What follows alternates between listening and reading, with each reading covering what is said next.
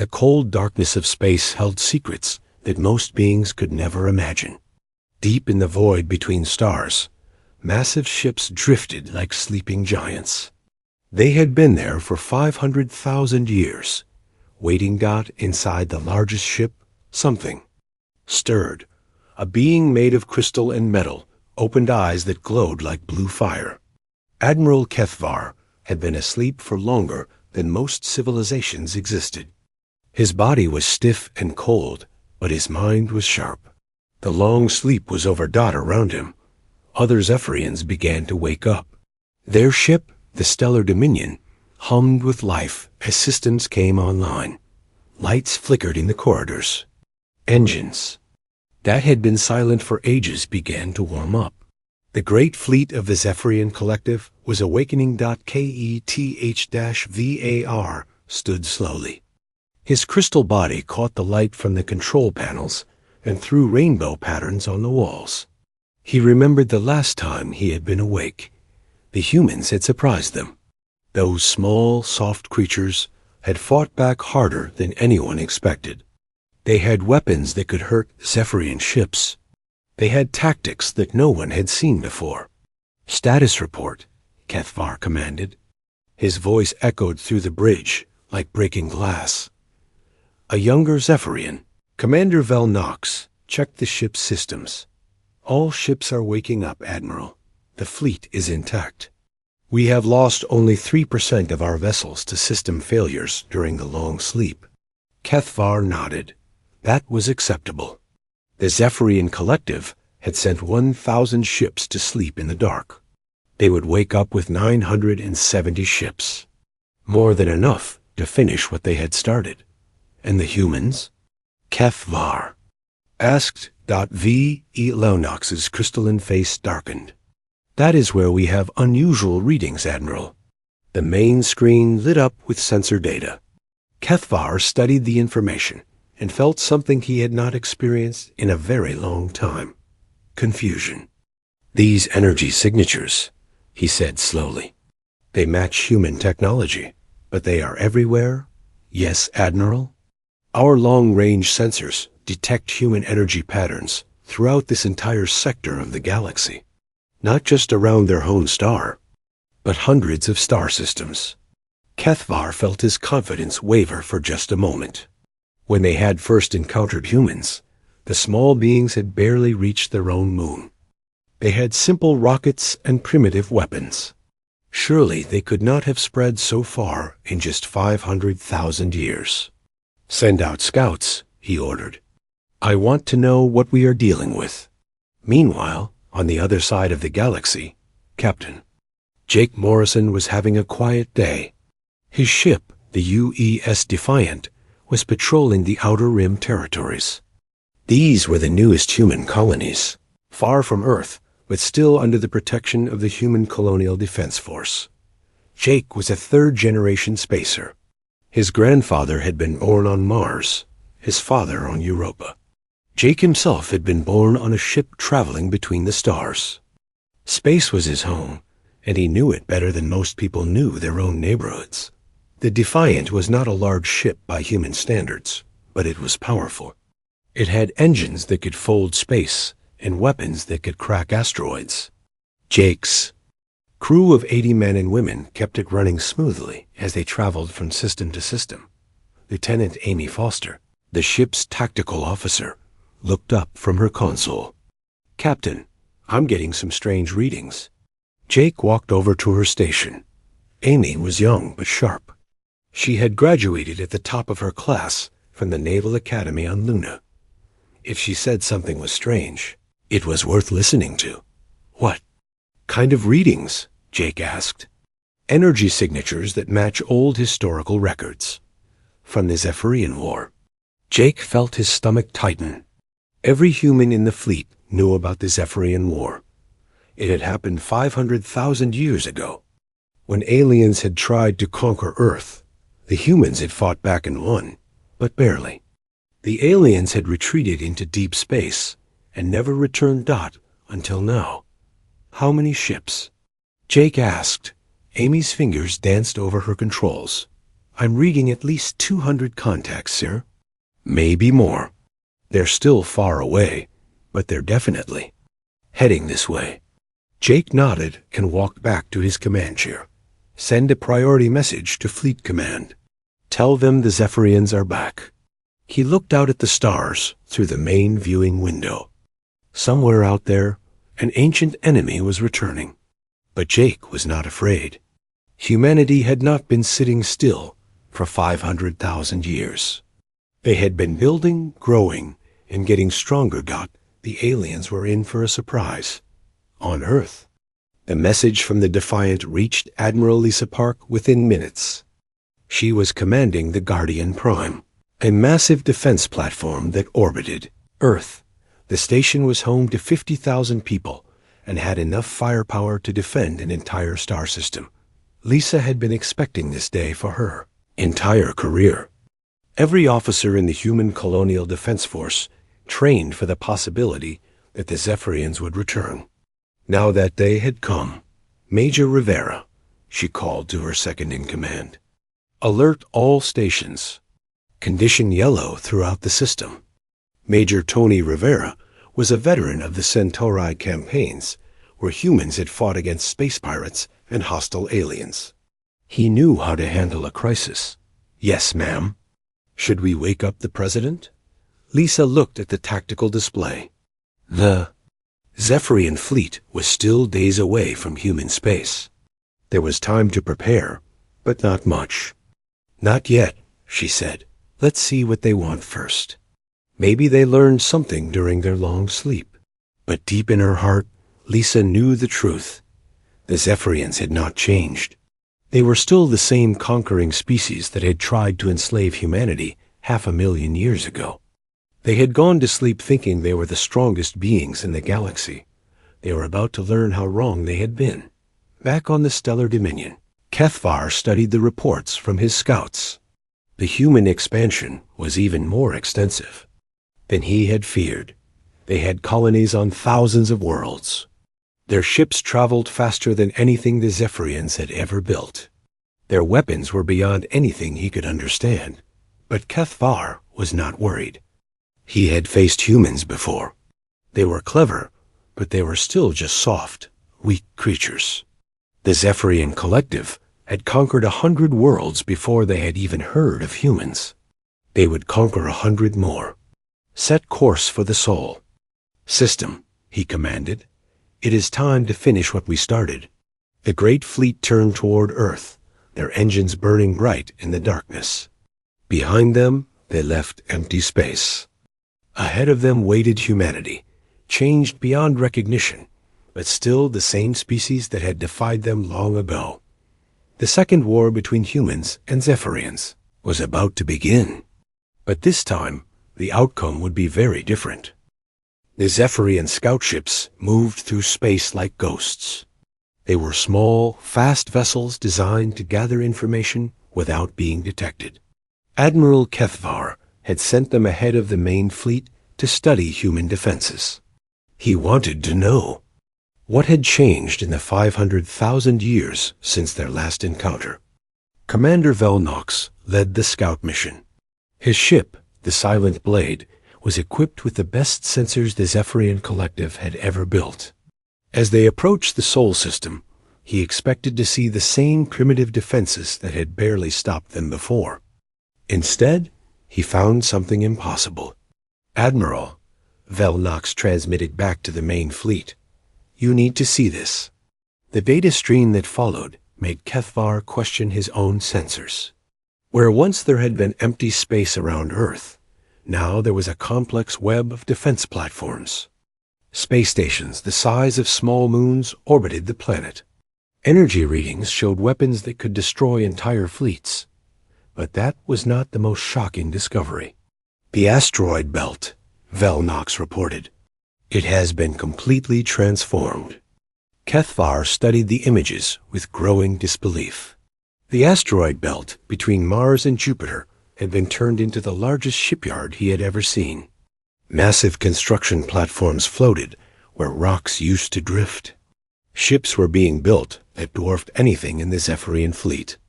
One facility, built around what used to be the asteroid Ceres, was larger than the stellar Dominion. Energy readings suggested it could build 100 ships at once, and it was just one of dozens of similar facilities. How many ships do they have? Kethvar asked. Unknown, Admiral. Our sensors are being blocked by some kind of stealth field, but based on the energy signatures we can detect, their fleet numbers in the tens of thousands. Kethvar felt something cold settle in his stomach. The Zephyrian Collective had 1,000 ships. Even if every human vessel was inferior to theirs, the numbers were overwhelming. What about their technology? He asked.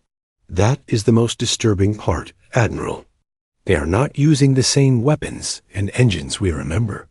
These are completely new technologies. Our computers cannot even identify the principles they are based on. Meanwhile, on Guardian Prime, Commander Lisa Park was watching the alien scouts with interest. Her sensors could track them easily, even though they thought they were invisible. Human technology had advanced far beyond what the Zephyrians remembered. They're trying to scan our defenses, Major Rivera observed. Should we chase them off? Lisa shook her head. Let them look. I want them to understand what they're dealing with. She called up a display showing the Sol System's defenses. Even she was impressed by what humanity had built. The defense grid included over 2,000 platforms, each one capable of destroying a city. The shipyards could build new vessels faster than most species could count them. And hidden throughout the system were weapons that could crack planets. Dr. Santos is here to see you, Rivera announced. Dr. Elena Santos entered the command center. She was the leading expert on Zephyrian technology and psychology. For decades, she had studied the wreckage left behind from their first invasion. Her research had helped humanity prepare for this day.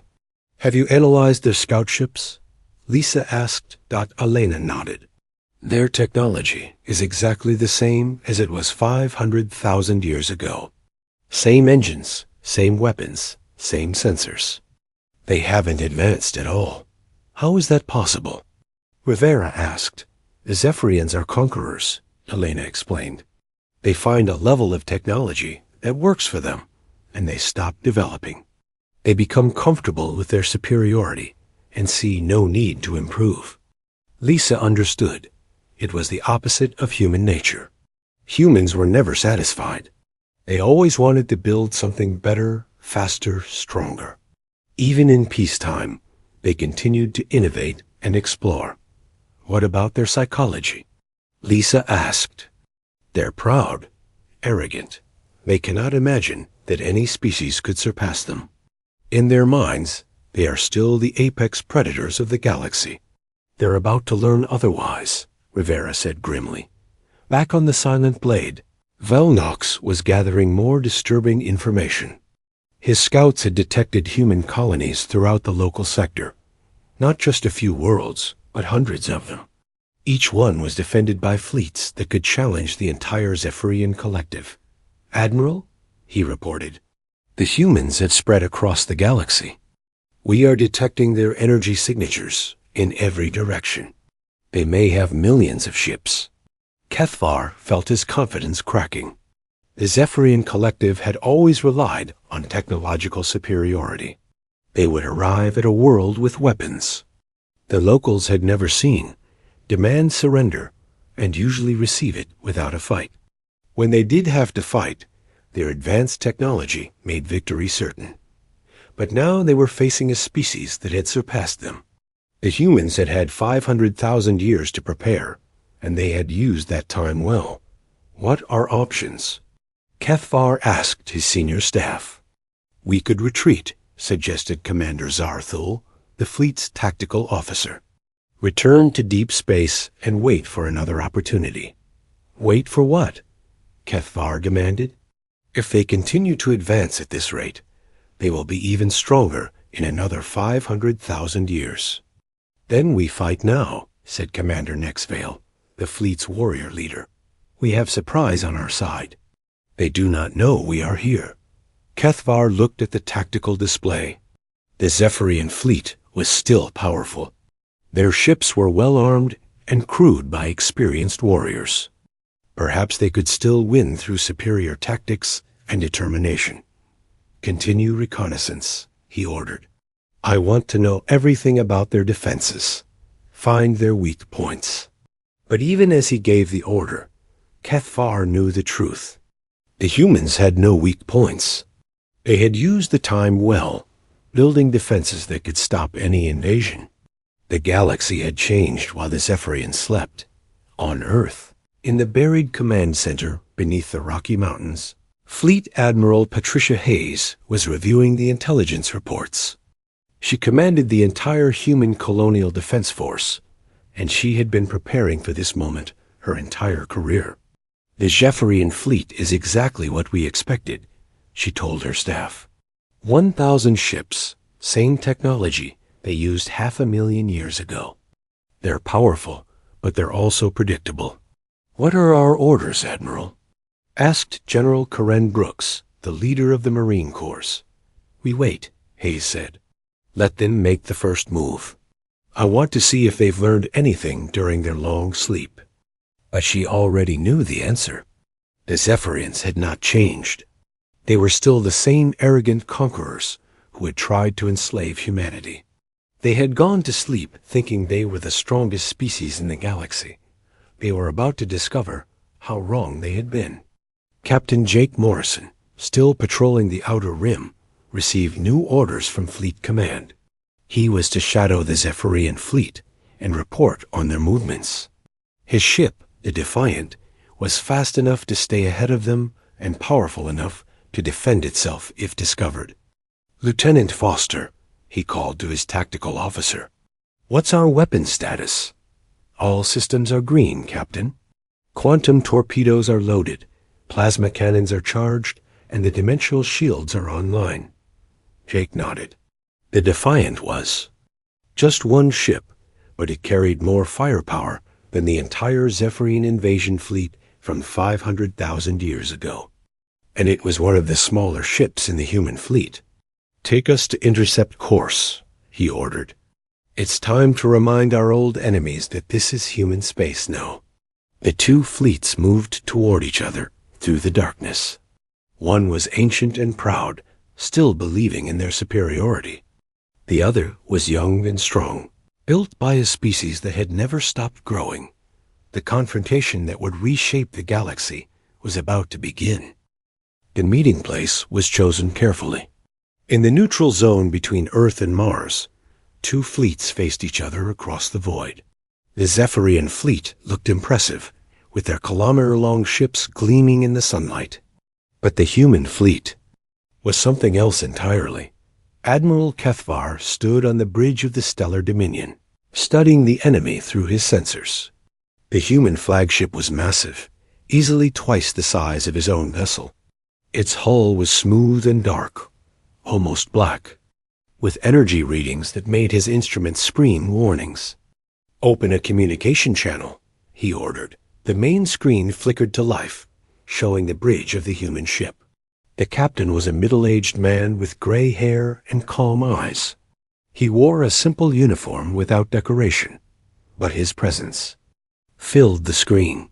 "I am Admiral Cathvar of the Zephyrian Collective," Cathvar began, his voice carrying the authority of one who had conquered worlds. "You will recall our previous negotiations 500,000 years ago. We have returned to claim what was promised to us." The human captain studied him for a long moment. "I am Captain Ryan Bell of the United Earthship Sovereign. I'm afraid there's been a misunderstanding, Admiral. There were no negotiations. There was only your invasion attempt." Cathvar felt his temper rise. "We offered your species the chance to join our collective. You chose to resist. Now you will face the consequences." "The consequences?" Captain Bell's voice remained calm. "Admiral, I think you need to understand something. The galaxy has changed since you went to sleep. On the bridge of the Sovereign, Lieutenant Commander Kate Murphy was monitoring the tactical situation. Her console showed the comparative strengths of the two fleets. The numbers were almost laughable. The Zephyrian ships were using technology that human museums would consider artifacts. "Captain," she said quietly, "their weapons are based on particle beam technology. Our shields can deflect those without any power drain." Bell nodded, but kept his attention on the alien admiral. "Admiral Kethvar, perhaps we should discuss terms. But I'm afraid they will be different from what you remember." "Terms?" Kethvar's crystalline face showed confusion. "You are in no position to offer terms. We have 1,000 ships." "Yes," Bell agreed. "We counted them. Very impressive. But let me show you something." The space around the human fleet began to shimmer. Ships appeared from nowhere, materializing from stealth fields that had hidden them completely. Within minutes, the Zephyrian fleet was surrounded by 3,000 human vessels. KETH-VA are stared in shock. "How many ships do you have?" "In this system, about 5,000. In the entire human colonial defense force, we stopped counting at 50,000. The number hit Kethvar like a physical blow. 50,000 ships. The Zephyrian collective had never built more than 2,000 vessels in their entire history. "That's impossible," he said. "No species can maintain that many ships." "We have colonies on over 10,000 worlds," Bell explained. "Each one contributes to our defense. We've had 500,000 years to build, Admiral. We used that time well." On Earth, Commander Sarah Blake was watching the encounter. From Strategic Command, she was impressed by Bell's restraint. The human fleet could have destroyed the Zephyrians without warning, but they had chosen to talk first. "Colonel Collins," she said to her aide, "what's the status of the reserve fleets?" "Standing by, ma'am. We have another 20,000 ships within 1 day's travel. The Zephyrians are completely outnumbered." Sarah nodded. The humans had learned from their first encounter with the aliens. They had built not just superior technology, but overwhelming numbers. No alien species would ever again threaten humanity through simple force. Back on the Stellar Dominion, Kethvar's senior staff was in chaos. The tactical displays showed human ships everywhere. Energy readings indicated weapons that could destroy their vessels with single shots. The technological advantage they had relied on for millions of years was gone. "Admiral," Commander Velnox reported, "our weapons cannot penetrate their shields. But their weapons can destroy our ships instantly. How is that possible?" Kethvar demanded. "They're using quantum-level manipulation," the ship's scientist explained. "Their weapons operate on principles we don't understand. Their defenses redirect energy to other dimensions." Kethvar felt the ground shifting beneath his feet. The Zephyrian collective had always been the apex predators. They had never faced a species that could match them, let alone surpass them. "What do they want?" he asked. Captain Bell's image on the screen seemed to read his thoughts. "What we want, Admiral, is very simple. We want you to understand that this is not the same galaxy you left. Humanity now protects over 300 different species. We've built trade networks, research partnerships, and defense agreements that span the galaxy." "You're saying you rule the galaxy?" Kethvar asked. "We don't rule anything," Bell corrected. "We protect. We explore. We help other species grow and develop. It's a very different approach from conquest." The concept was foreign to Kethvar. The Zephyrians had always believed that the strong ruled the weak. They had never considered that strength could be used to protect rather than dominate. "And if we refuse to acknowledge your authority?" he asked. Bell's expression remained calm. "Then you'll be alone in a galaxy that has moved past you." "Your choice, Admiral." Lieutenant Commander Murphy leaned over to her captain. "Sir, our sensors are detecting more Zephyrian ships arriving. Looks like their main fleet." "How many?" Bell asked. "All of them. 1,000 ships total." Bell nodded. "Admiral Kethvar, it appears your fleet has arrived." Would you like them to see a demonstration of our capabilities? Kethvar's pride warred with his growing fear. The Zephyrian collective had never backed down from a fight, but they had never faced odds like this before. What kind of demonstration? He asked. The kind that shows the difference between our civilizations, Bell replied. We could destroy your fleet in minutes, but we won't. Instead, we'll show you what we've built. The space around them began to change. A massive structure materialized near the human fleet. It was clearly artificial, but it was beautiful rather than threatening. Energy patterns flowed across its surface like living light. That's a research station, Bell explained. We use it to study quantum mechanics and dimensional physics. It's crewed by humans, Altarians, vegan colonists, and 12 other species working together. Kethvar stared at the station. It was larger than his flagship and more complex than anything the Zephyrians had ever built. But what shocked him most was that it was not a weapon. You built this for research? He asked. We've built thousands of them, Bell said. We've also built hospitals, schools, and terraforming stations. We don't just conquer worlds, Admiral. We make them better. The concept was revolutionary to Kethvar. The Zephyrians had always taken what they wanted from conquered worlds. They had never considered giving anything back. Why? He asked. Because that's what civilized species do, Bell replied. We grow together. We share knowledge. We help each other reach higher levels of development. On the bridge of the Sovereign, Captain Bell was feeling the weight of history. This moment would determine the fate of two species. The Zephyrians could choose to join the galactic community, or they could remain isolated and increasingly irrelevant. Admiral, he said, your people have a choice. You can continue to think like conquerors, or you can learn to think like builders. The galaxy has room for both of us, but only if you're willing to change. Kethvar looked at the tactical display.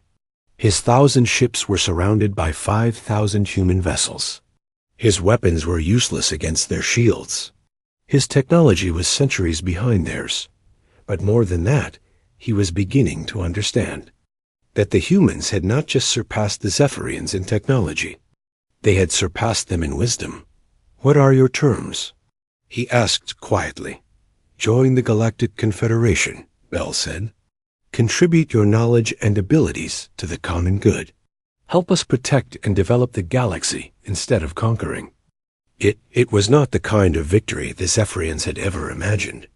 But as Kethvar looked at the human fleet, he began to realize that it might be the only victory that mattered. The age of Zephyrian conquest was over. The age of cooperation was about to begin. Admiral Kethvar's pride would not let him accept defeat so easily. Despite the overwhelming numbers facing him, he still believed that Zephyrian warrior spirit could overcome any obstacle.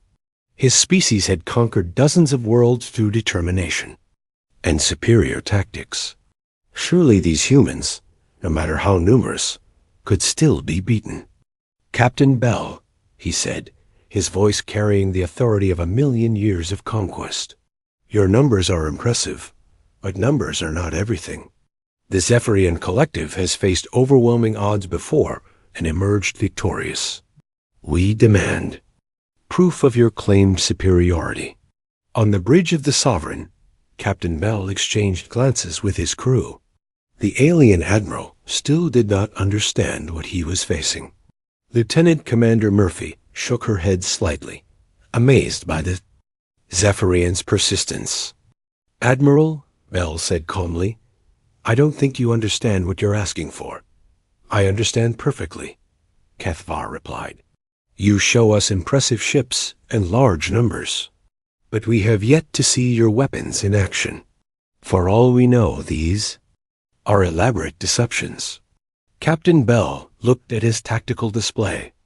The Zephyrian fleet was maintaining formation, clearly preparing for battle. Their weapons were powered up and their shields were active. They were still thinking like conquerors, still believing they could win through force. "Very well," Bell said, "but understand that this demonstration is not a threat. It's an education." He opened a channel to Fleet Command. "Admiral Hayes, the Zephyrians have requested a demonstration of our capabilities, requesting permission to proceed." Admiral Patricia Hayes, commanding the Sole Defense Fleet from her flagship U.S. Triumph, studied the situation. She had been preparing for this moment for decades. The Triumph was humanity's most advanced warship, equipped with weapons that could operate in multiple dimensions simultaneously. "Permission granted, Captain Bell," she said, "but keep it proportional. We want to educate them, not terrify them." The space around the human fleet began to change. Energy patterns flowed across their ships as weapon systems came online. But there was something different about these weapons. They did not glow with the harsh light of fusion or the deadly radiation of particle beams. Instead, they seemed to bend reality itself. "Zephyrian Fleet," Admiral Hayes broadcast, "you have requested a demonstration of our capabilities. We will provide one, but not in the way you expect." The Triumph's main weapon array began to charge. The quantum cannons were humanity's most advanced technology, capable of manipulating matter at the subatomic level. But instead of targeting the Zephyrian ships, Hayes aimed at a distant asteroid. "Observe," she said simply. The weapon fired. The energy beam was barely visible, just a slight distortion in space. It passed through the Zephyrian formation without touching any vessel, traveling across millions of kilometers to strike its target. The asteroid did not explode. Instead, it began to change. Its rocky surface transformed, molecules rearranging themselves into new patterns. Within seconds, the irregular chunk of rock had become a perfect crystal sculpture of a dove with outstretched wings. The Zephyrian fleet went silent. Their sensors had recorded the entire process, but their computers could not explain what they had seen. The humans had transformed matter itself, turning stone into art with impossible precision. "How?" was all Kethvar could manage. "Quantum manipulation," Hayes explained. "We can rearrange matter at the atomic level. That asteroid is now composed of pure diamond, shaped by our will." Major Danny Clark, the Triumph's weapons officer, could barely contain his excitement. "The precision required for that shot," he said to his captain, "was greater than anything we've ever achieved. We could have written our names on that asteroid if we wanted to." Hayes nodded. The demonstration had been perfect. The message was clear. Humanity could have destroyed the Zephyrian fleet instantly, but they had chosen to create beauty instead. On the Stellar Dominion, Kethvar's crew was in chaos. Their instruments had recorded energy readings that should have been impossible. The humans had fired a weapon that operated on principles the Zephyrians could not even understand. "Admiral," Commander Velnox reported, his voice shaking, "that beam required more precision than our entire civilization has achieved in 2 million years of development. They could have destroyed us all, but they chose to make art instead." "Why?"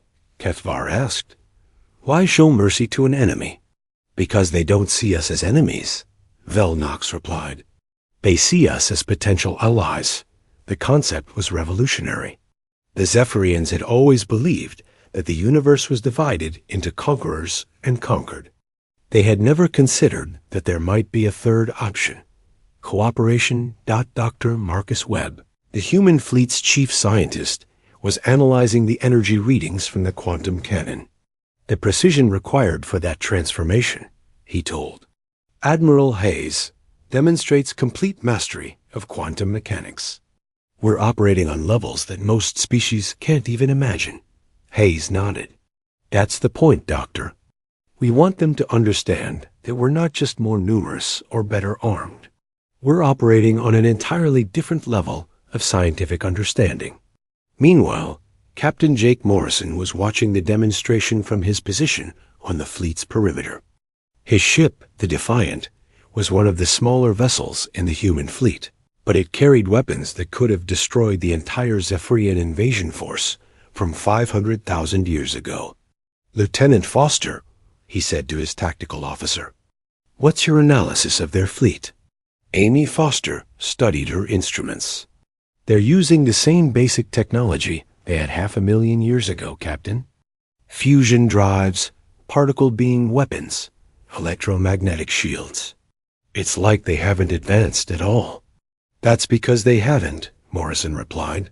"They reached a certain level of technology and stopped innovating. They became comfortable with their superiority. And we never stopped growing," Foster observed. "Exactly. That's what makes us human."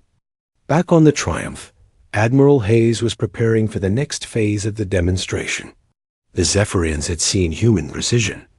Now they needed to see human restraint. "Zephyrian fleet," she broadcast, "you are now surrounded by vessels from the Human Colonial Defense Force. We have weapons that could destroy your ships instantly. We have shields that make your weapons useless. We have technology that operates on principles you cannot understand." She paused, letting the words sink in. "But we will not use any of this against you. We offer you the same choice we have offered every species we have encountered. Join us as equals in building a better galaxy, or remain isolated in a universe that has moved beyond your understanding." Admiral Cathvar found himself facing a decision that no Zephyrian leader had ever confronted. His species had always been the ones making demands, always been the ones with superior technology. Now they were the primitive ones, the ones being offered mercy by a more advanced civilization. "What guarantees do we have?" he asked. "The same guarantees we give every member of the Galactic Confederation," Hayes replied. "Mutual defense, shared technology, and the right to develop according to your own nature. We don't conquer species. We help them grow. And if we refuse, then you remain free to go wherever you choose. But you will be alone in a galaxy that has united around principles of cooperation rather than conquest." The offer was more generous than anything the Zephyrians had ever given to their own conquered peoples. It was also more terrifying than any threat, because it forced them to confront the possibility that everything they had believed about the universe was wrong. On Earth, Commander Sarah Blake was monitoring the negotiations from Strategic Command. "Colonel Collins," she said to her aide, "what's the status of our other fleets?" "Standing by, Mom. But I don't think we'll need them. The Zephyrians are beginning to understand their situation." Sarah nodded. The demonstration had been perfect. The humans had shown their power without using it aggressively. They had proven their superiority while offering partnership. It was the most human response possible, turning a potential enemy into a potential friend. Admiral Cathvar looked at his tactical display one more time. His 1,000 ships were surrounded by 5,000 human vessels. His weapons were useless against their defenses.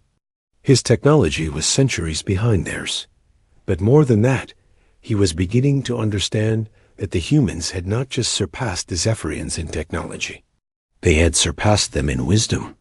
"Admiral Hayes," he said slowly, "we will consider your offer.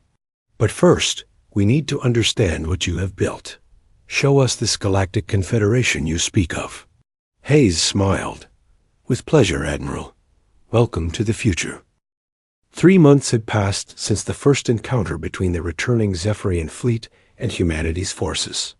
Admiral Cathvar now found himself in orbit around Earth, staring at the blue world that had once seemed so primitive and vulnerable. Planet below was nothing like what his ancestors had tried to conquer. Cities of glass and metal stretched across continents, connected by transport systems that moved faster than sound. Orbital elevators reached up from the surface like silver threads, carrying people and cargo to the stars. The space around Earth hummed with activity as ships came and went from 1,000 different worlds. "It's beautiful," Commander Velnox said quietly, standing beside his admiral on the observation deck of the Stellar Dominion. Kethvar nodded slowly. Yes, it is. Zephyrian fleet had been granted permission to dock at Luna Station, humanity's massive spaceport built around Earth's moon. The station was larger than any structure the Zephyrians had ever built, but it was just one of dozens of similar facilities throughout human space. Captain Victoria Stone of the United Earth Government had been assigned as the official liaison to the Zephyrian delegation. She was a diplomat by training, but she had also served as a combat officer during the Centauri Wars. She understood both the language of peace and the language of strength. Admiral Kethvar, she said as they met, in the station's conference room. Welcome to the Galactic Confederation. Are you ready to see what we've built? The conference room itself was a marvel. The walls were transparent aluminum, offering a perfect view of Earth below. Representatives from dozens of species sat around a circular table discussing trade, agreements, and research projects. The Zephyrians recognized some of the species as ones they had conquered in the distant past. The Altarians, Kethvar said, pointing to a group of green-skinned beings. We enslaved their homeworld 2 million years ago. They're free now, Stone replied. They've been members of the Confederation for 300,000 years. They're some of our best engineers. An Altarian delegate overheard the conversation and approached their table. Her name was Zara 9, and she wore the uniform of a Confederation admiral. Admiral Kethvar, she said, her voice showing no anger, despite her people's history with the Zephyrians. I've read about your species. Your ancestors did terrible things to mine, but that was a long time ago. The question now is, what will you do today? Kethvar studied her face. He had expected hatred, fear, perhaps demands for revenge. Instead, he saw only curiosity and a willingness to judge him by his own actions rather than those of his ancestors. We are learning, he said slowly. Good, Zara 9 replied. That's all any of us can do. Over the following weeks, Kethvar and his senior staff toured human facilities throughout the Sol system. They visited research stations where human scientists worked alongside beings from 100 different worlds. They saw medical centers that provided free treatment to anyone who needed it. They watched as massive cargo ships delivered food and supplies to developing colonies. Lieutenant Colonel Bob Martinez, their military escort, explained the Confederation's principles as they traveled. We don't conquer anymore, he said. We protect. We explore. We help other species reach their potential. But surely you must fight sometimes, Commander Velnox observed. There must be hostile species in the galaxy. There are, Martinez. Agreed. Pirates, slavers, aggressive empires that refuse to coexist peacefully. When necessary, we defend ourselves and others. But our first response is always to offer partnership rather than demand surrender. Major Nancy Rogers, Martinez's second-in-command, pulled up a holographic display showing the galaxy. Green dots marked Confederation worlds, while red dots showed hostile territories. The red zones are shrinking every year, she explained.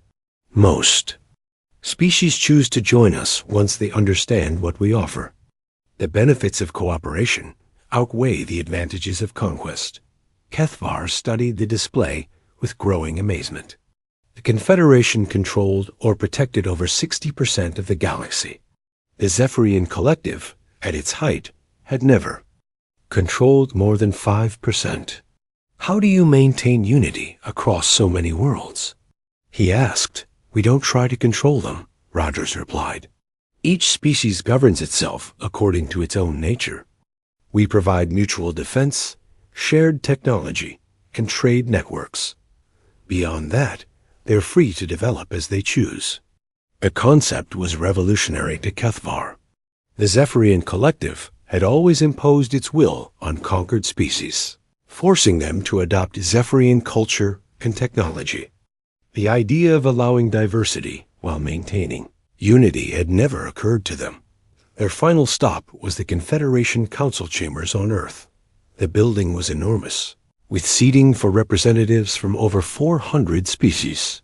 At the center of the chamber stood a human woman with silver hair and kind eyes.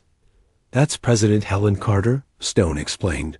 "She's the current leader of the Confederation Council."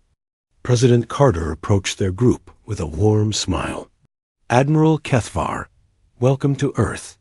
I understand you've been learning about our civilization." "Yes, Madam President," Kethvar replied.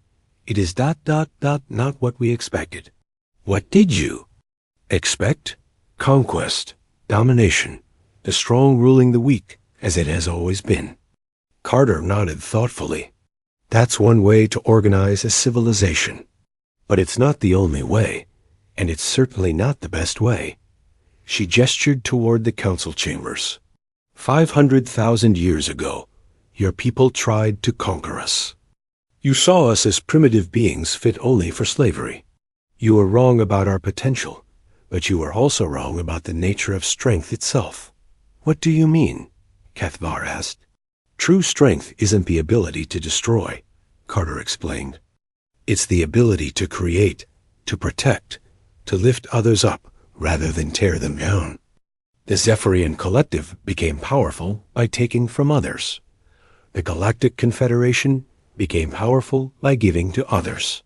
As if to prove her point, an announcement echoed through the chambers. A new species, the Corvani, had just been admitted to the Confederation. Their homeworld had been devastated by a natural disaster, and Confederation ships were already en route with supplies and reconstruction equipment. "We helped them rebuild," Carter said simply. "In return, they contribute their knowledge and abilities to the common good. Everyone benefits." Admiral Kethvar found himself at a crossroads that would define the future of his species. The Zephyrian Collective could continue as they always had, isolated and increasingly irrelevant in a galaxy that had moved beyond them. Or they could change, learning to think like builders rather than conquerors. "What would membership in the Confederation mean for my people?" he asked. "It would mean giving up conquest as a way of life," Carter replied honestly. "It would mean contributing to the common good rather than taking what you want by force. It would mean accepting other species as equals rather than subjects. And in return, access to technologies that will advance your civilization by millions of years. Trade networks that will bring prosperity to your worlds. Mutual defense agreements that will protect your people from any threat. And most importantly, the chance to be part of something greater than any single species could achieve alone." Kethvar looked around the council chambers. Representatives from hundreds of worlds worked together, debating and planning for a future that included everyone. It was the opposite of everything the Zephyrian Collective had ever believed, but it was also clearly more successful than anything they had ever achieved. "There is one thing I must know," he said. "Why are you offering this to us? We tried to conquer you. We enslaved other species. We have done terrible things." President Carter's expression became serious. "Because we believe that any species can change, given the right opportunity. We believe that redemption is possible for anyone willing to work for it, and because we need your help." "Our help?" "The galaxy is vast, Admiral. There are still hostile empires out there, still species that choose conquest over cooperation. Your people are warriors. We could use that warrior spirit, but directed toward protection rather than conquest." The offer was more generous than anything Kethvar had imagined possible. The humans were not just offering membership in their confederation. They were offering the Zephyrians a chance to become heroes rather than villains. "I will need to consult with my people," he said finally. "Of course," Carter replied. "Take all the time you need. The offer will remain open." 6 months later, the Zephyrian Collective formally joined the Galactic Confederation. Their warriors became peacekeepers. protecting trade routes and defending vulnerable worlds. Their scientists contributed to research projects that pushed the boundaries of knowledge. Their engineers helped build the infrastructure that connected 1,000 worlds. Admiral Kethvar, now Admiral Kethvar of the Confederation Defense Force, stood on the bridge of his flagship as it patrolled the Outer Rim territories. His crew was mixed now with humans, Altarians, and even some of the species his ancestors had once conquered working side by side. Admiral, his human second-in-command, Commander Lisa Park, reported, "We're receiving a distress call from the Nexus system. Pirates are attacking a civilian convoy." "Set course immediately," Kethvar ordered. "Maximum speed." As his ship leaped into hyperspace, Kethvar reflected on how much had changed. Once, the Zephyrians had been the peer.